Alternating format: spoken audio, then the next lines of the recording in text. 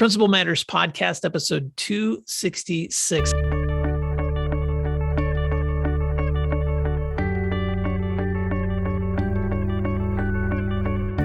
Hi, friends. This is Will Parker, host of Principal Matters, the School Leaders Podcast, where each week we bring you inspiring, innovative, and imaginative ideas for your own school leadership. This week, we're talking about questions from listeners with my co-host, Jen Schwanke. Jen Schwanke is an educator and leader from Dublin City Schools in Dublin, Ohio, and a frequent guest and co-host on this show. Jen Schwanke, it's been a while, though, since we've been in the room together. So before we jump into content this week, let's just catch up. How's life been leading in your new position at Dublin City Schools?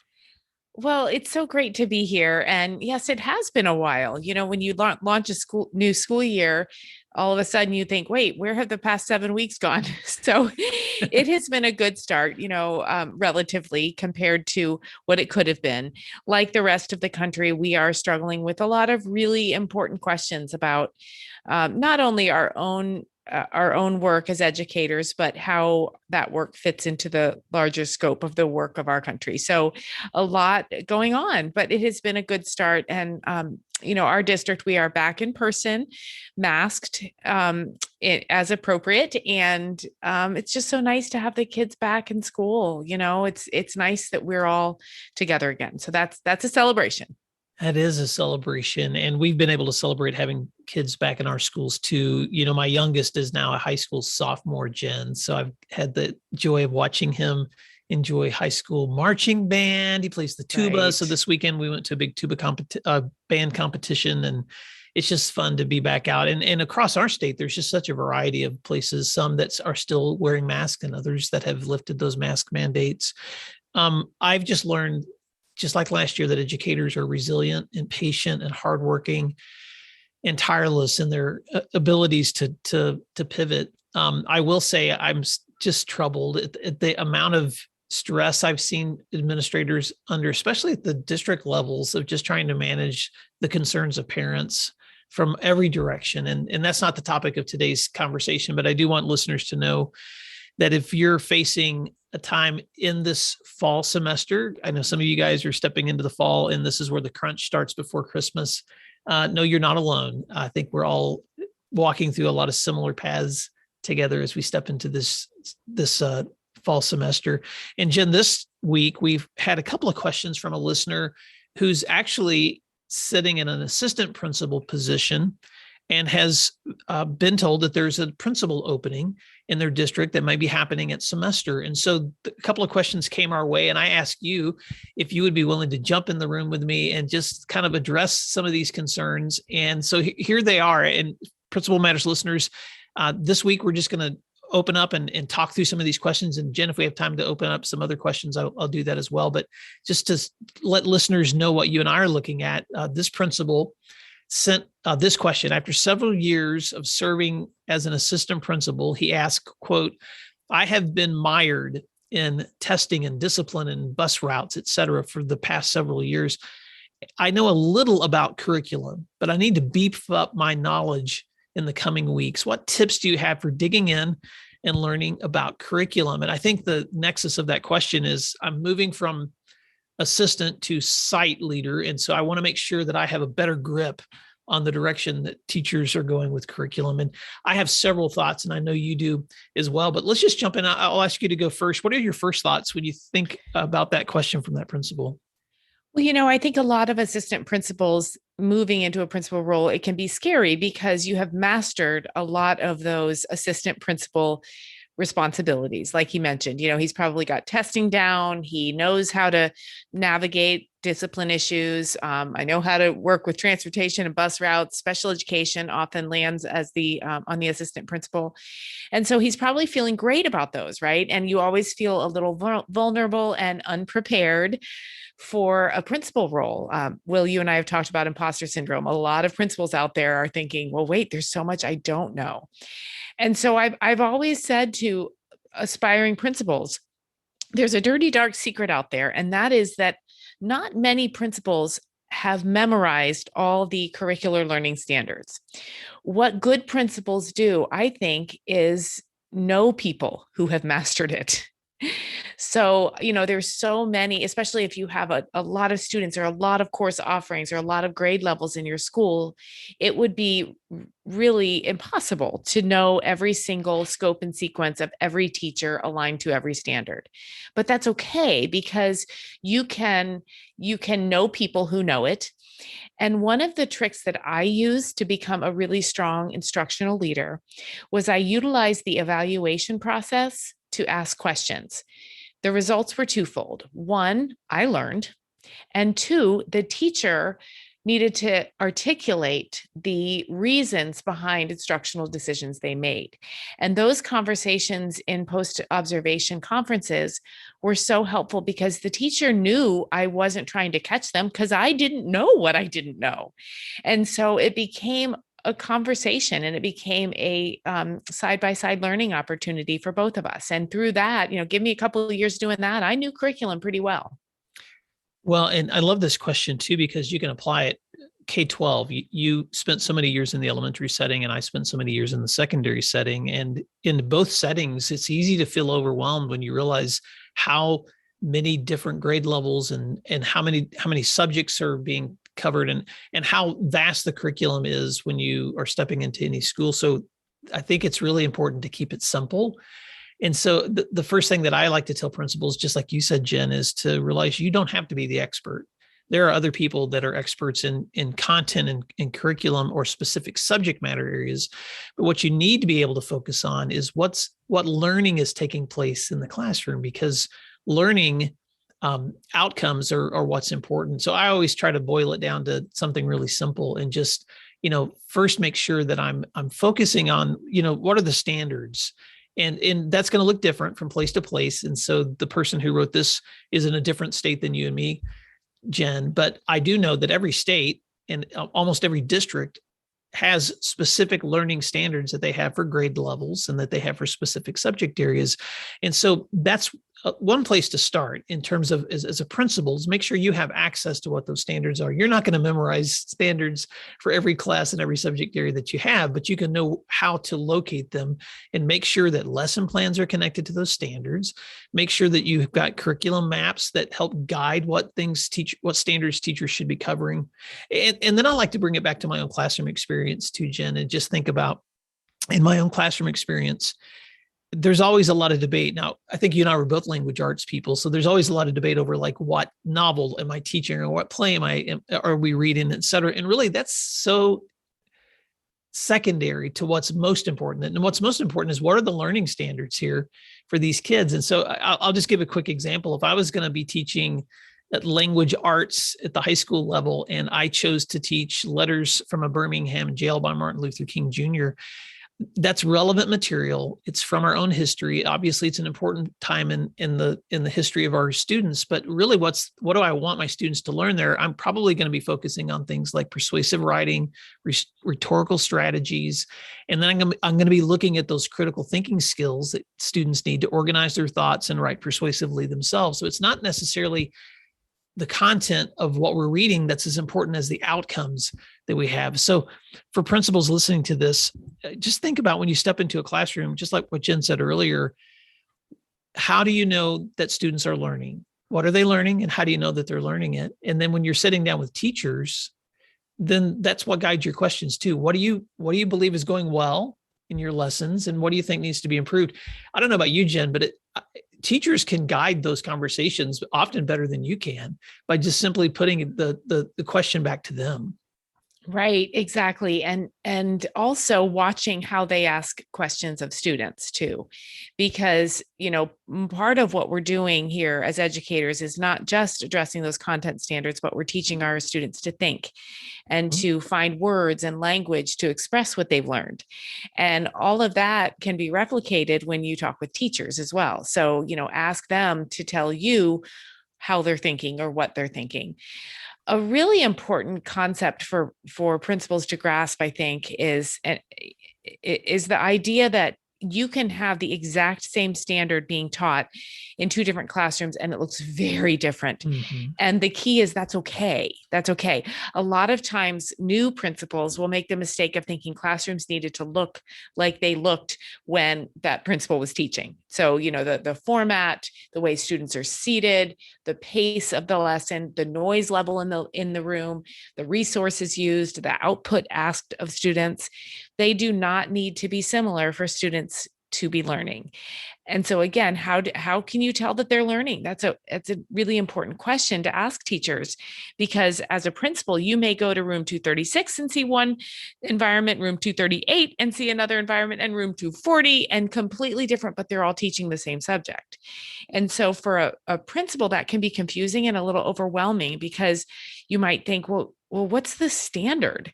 And if you can't tell, that's a great question to ask the teachers. But if you can tell, there's so much fulfillment to be found in seeing how different teachers approach the same standard and the same goal of outcomes. I like that. And I know you and I could really get in the weeds here, but I'll try not to get too far in the weeds. But I was looking just last week at some research on what makes strong professional learning communities, because I like to look back myself and just kind of be reminded of the concepts that help schools grow. And you and I both know that, I mean, right off the top of the list, we could say that, it has to be a collaborative community, people that are willing to work together and share ideas. It has to be a school where you've structured teachers so that they can be close to one another and provide feedback, a school that encourages observations and mentorship among teachers. But, the piece that stood out to me in that research I was looking at last week, Jen, was schools that also still encourage autonomy among teachers, even with shared standards. And I think that's so important, because I think sometimes we get so caught up in our making sure that we're all set on what we should be teaching for learning outcomes that we forget that it's going to look different, and it should look different. That's what's the beautiful part of education. Exactly. I remember I worked with a team once that they warned me. I was new to the building, and they said, "We want you to know we plan together, we collaborate all the time, and our classrooms look very, very different." And the other grade levels in the school prided themselves in being kind of lockstep. They did the exact same thing in the exact same days. They helped one another with resources. They lined up. And, there were benefits to that. If a teacher was out for a sub or whatever, the plans were made, it was all set. But this team, it was something pretty magical, because they all knew exactly where they were and what they were doing, but their classrooms could not have been more different. And they all embraced their own strengths. They knew how to create a curricular approach that spoke to their teaching styles. And what was really wonderful was, after a few years, as they got more and more comfortable together, and I got comfortable with who they were as teachers, we could place students in the environment that best suited them. Mm-hmm. And so, longevity is a beautiful thing if you have a strong team dynamic in which each teacher feels very free to be who they are as their best instructional self. And standards in that kind of environment are both the foundation and secondary, if that makes sense. It's what drives them, but it isn't the only driver. Well, and I'll point listeners to the resource that I was just referring to, Jen, that supports everything you just said. In case you're wondering what research I was looking at, I was looking back at Schools as a Professional Learning Community by Sylvia Robert and Eunice Pruitt from Corwin Press. That was originally some research they looked back at it in the 90s, but then they published that in 2009. And it was just reaffirming to me of how strong learning communities are collaborative but distinctive. And I think that's a great tension to have, that you should welcome the fact that things are going to look different around your school, because every person, every teacher is different, every classroom is different, every kid is different. And that's a beautiful thing. I think on the one hand, it can be overwhelming when you're trying to wrap your mind around how do I manage and guide curriculum.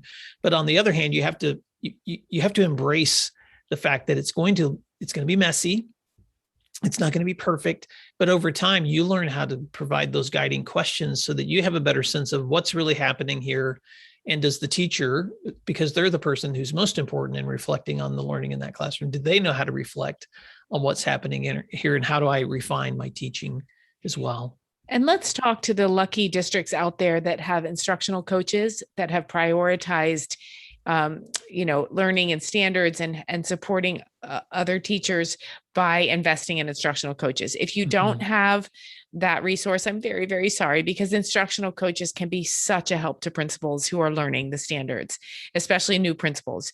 You can build up a really, really strong relationship of collaboration with the instructional coach is kind of a liaison if you're lucky enough to have that role. And if not, ask for it. It's a wonderful thing to have.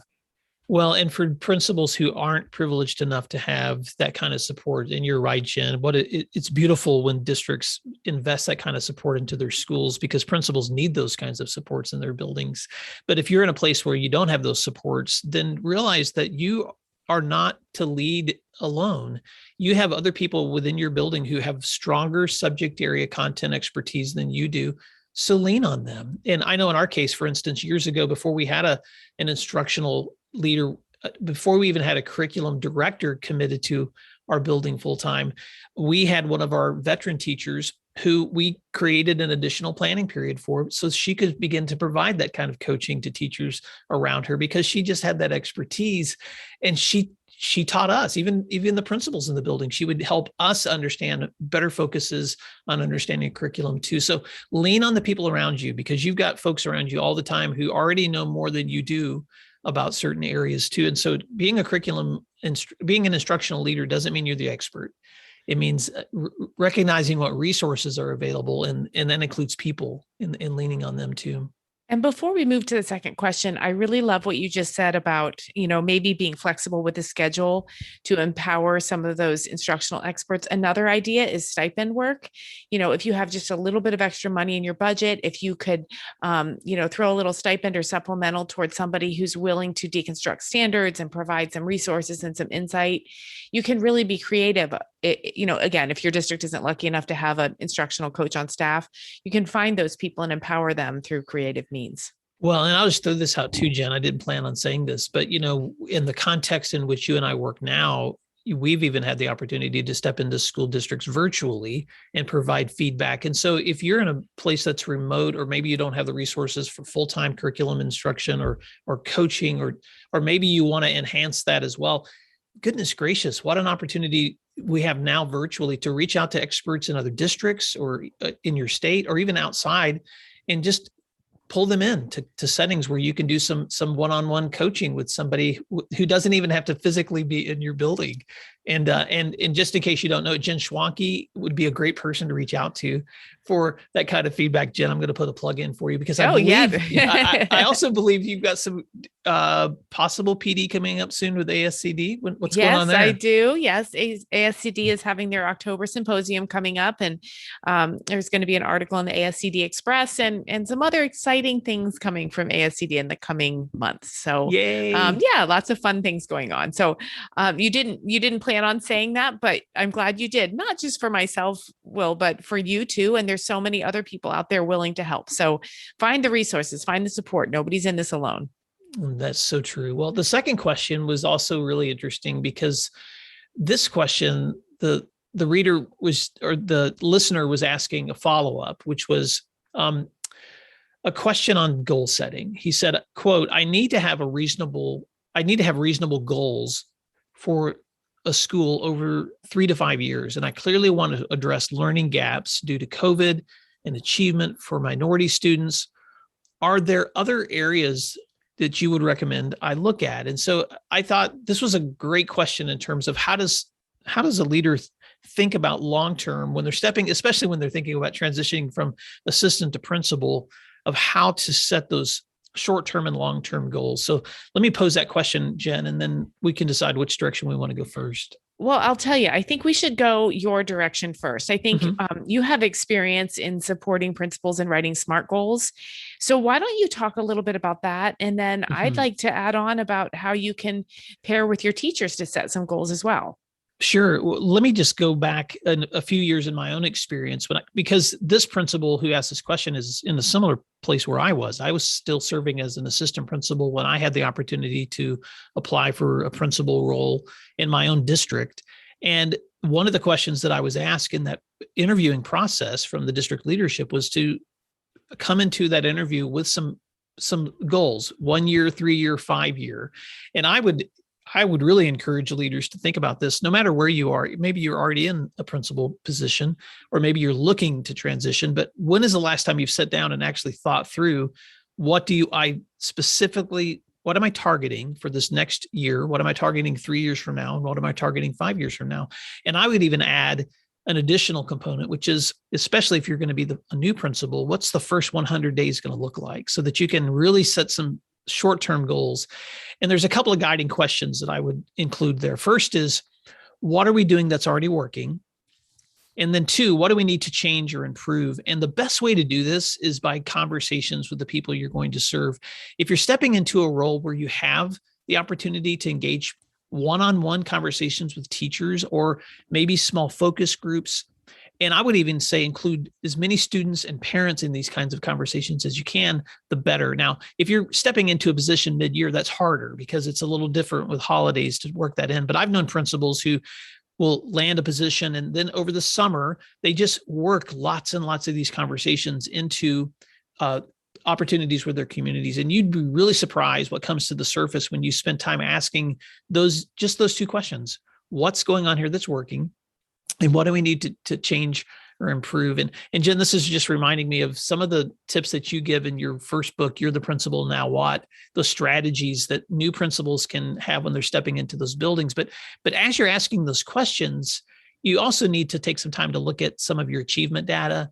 And so if you have test scores from previous years, if you have access to formative or summative assessments, then look at those together so that you can maybe see some trends that aren't coming out in the conversations that you're having, because you want to make sure that whatever goals you're considering, they're supported by that data. But once you have that running list of responses from stakeholders, and you've got a good look at data, then you can start setting your goals for what you want those things to be in the short term and in the long term. And I would not do this alone. If you got other people that you're identifying among teachers and staff that are strong leaders and that are showing themselves to be potentially great partners in planning goals, then reach out to them for suggestions too. But when you do set goals, and you mentioned this earlier, Jen, I really encourage leaders to take time to make those SMART goals. And if you want an access to a small little PD that I put together on how to help a team set SMART goals, I'll put a link in the show notes to some content that I shared out a couple of years ago. But a SMART goal has to be specific. It has to be measurable. It has to be achievable. It has to be relevant, and it has to have a timeline. And so whenever you're thinking through what those goals are, whatever they are, short-term or long-term, make them specific. Figure out, how am I going to measure that I've actually made advanced in this specific area? Is it something that we can actually achieve? Is it relevant to the needs that we have? And then make sure that you have specific actions set up so that timeline is something that's attainable as well. So Jen, I know you have a few thoughts to add to that as well. And that's a lot of feedback about how to set goals in a short time. Well, I'm glad you mentioned SMART goals. I know, even myself, sometimes I do the little eye roll. I'm like, SMART goals. But when you really stop and think about what it means, what could possibly be go wrong if you set goals that are specific, measurable, achievable, relevant, and have a timeline? Because, I think when we sit down to think about goals, there's great comfort in those 5 characteristics, because it keeps you from going way off in some direction that you won't be able to sustain. So if you stick to SMART goals, they really do help you make them reasonable and achievable. The other thing I like that you said is to start with what is working. I've worked with principals before, and the school culture is really in trouble after, a year or 2 of them being in the building. And I will say, okay, take me back. What did you do? And any principal that approaches their work or goal writing as though something is broken really do struggle. And by that, I mean, in the language we use with our staff, we have to get better. We have to improve. We're not going to do things the way we did before. All of those are very insulting to a staff that has been around for a while. And so I think it behooves principals take care with the words they use and really focus on those things that are working. Let those be part of goals. Let those be starting points. To send a message that, things are broken and I'm here to fix it with my SMART goals will not go well. Another thing to add to that is the fact that you have time. Take your time. I love 100-day plans. I think a lot of people do have great success in those, but I don't think implementing goals in those 100 days is wise. I think those 100 days need to be spent building relationships, finding out what's working, thinking about how you can measure, achieve, and develop relevant time-based goals. So take your time. Don't, my favorite saying ever, don't be a sledgehammer looking for nails. Take your time and think through where you really want to be in 5 years. And you don't need to just blow things up in the first few weeks. Oh, that's so good, Jen. And I think that brings it full circle to just the importance of remembering that relationships first and reaching goals second, because you're not going to reach goals until you first invested in those relationships. And so that's why I think it's so important when you're even considering the action plans that come with goals. And districts often ask you, show me what these goals are going to be. They have to be done within the foundation of conversations with the people who they're going to affect the most. And so those are the conversations that should be guiding the direction that you want to go. You can't set the goals unless you're first having the conversations. And similarly, after you've set your own goals, you might want to pair with teachers to guide them to do the same. That means that none of this is just left to chance, right? You can have teachers write goals similar to yours. You can do it collaboratively.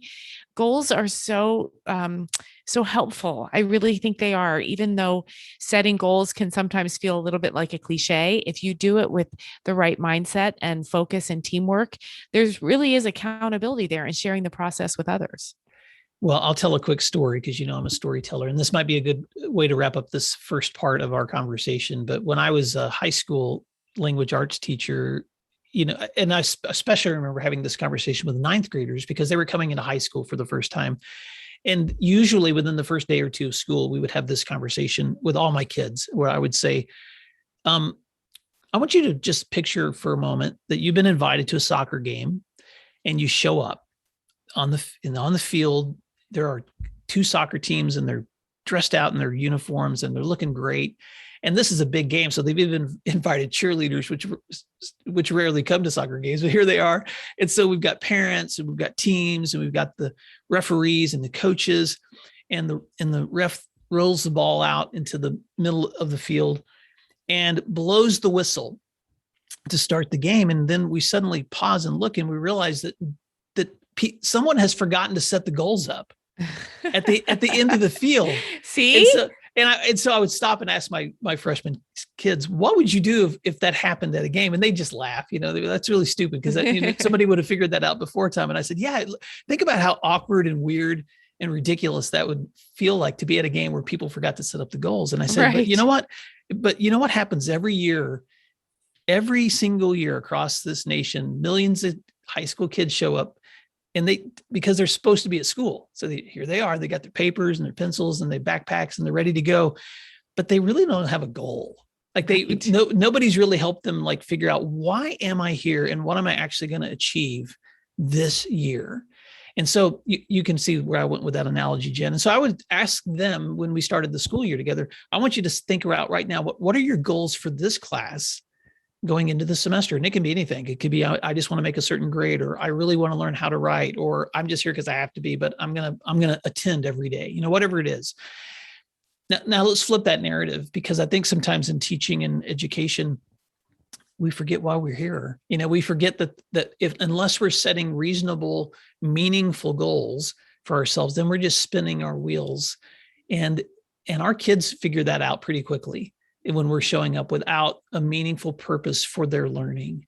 And so we can apply that a million different ways. But for this listener who wrote in these questions today, I know that as you're thinking about these transitions of how do I become an instructional leader, and how do I set goals for the future as I look ahead at these, just bring all of that back to full circle for the purpose of why you even want to be a school leader, which is obviously so that you can enrich the learning and the outcomes for kids. And so I think if you keep that mission and that goal in mind of the purpose that you're there, then it's going to help you. It's going to help these things that you're working on right now not seem so much like a chore, but they're going to help guide you along the purpose of those goals that you've set for yourself. So Jen, any thoughts you want to add as we wrap this up? Yeah, I don't want to get too deep or too philosophical, but you threw me a softball there. I have to take it. This is not a profession that we can just get through the days. It's too long. The career takes too much out of us, and has such potential for such fulfillment that to wake up with the goal of getting back home and going to bed that does not a career make. We really should set goals and think, how am I going to make this day incredible? How am I going to make this year incredible? How am I going to make my school and the teachers in it have something that really drives them? And so not to wax too poetic, but this really is such an opportunity, not only for ourselves, but for the people we lead. And so, setting goals and is really about finding purpose. And so that's what I would encourage this principal to do. A 3 to 5 year plan is a great idea, and it will help drive the reason that everyone is there. Yeah, I love that. And I know you and I could just keep on going here. I'll add one more thought too. But we always do. I know. Yeah, look at us. Well, I was coaching an administrator who was looking at a principal position probably a year ago, and she was relating to me. I was asking her to practice for me, like your opening comments in an interview, like how would you introduce yourself? And she began to go through kind of her resume. These are the things I've done. And I paused and said, "No, hold on. You have a powerful personal story." She was a young woman who had moved here originally as an immigrant, and then had worked really hard to achieve a degree and then become a teacher. And so she had this amazing personal story of endurance and perseverance that led her into education. I said, why don't you start with that story instead? And so she switched the narrative as we were practicing. And subsequently, the yay moment was that a few weeks later, she called back that she had been offered the position. And I'm not saying this because she told a great story that she got that position, but the point is, instead of making the resume her what was on the front of her mind, I'm qualified for these reasons, she used the purpose. I'm not only I wouldn't be here if I wasn't qualified. You wouldn't have even called me in. So now let me give you the heart of why this position is something I really want to do, because that's going to guide your goals. And it's certainly going to help. It's going to help you be more than just a principal. It's also going to help you be a leader. Right. And so Jen, talking to you always makes my brain just think about a million things. But Principal Matters listeners, I hope this conversation has been helpful for you. If you have questions that you would like to float our way, please reach out to me at will@williamdparker.com. Jen, remind folks how they can stay connected with you and find your resources. Absolutely. They can find me at jenschwanke at gmail.com. That's an email address. They can drop me a note, or my website, jenschwanke.com. Well, Principal Matters listeners, thank you again for doing what matters, and we'll talk to you again soon. Take care, everyone.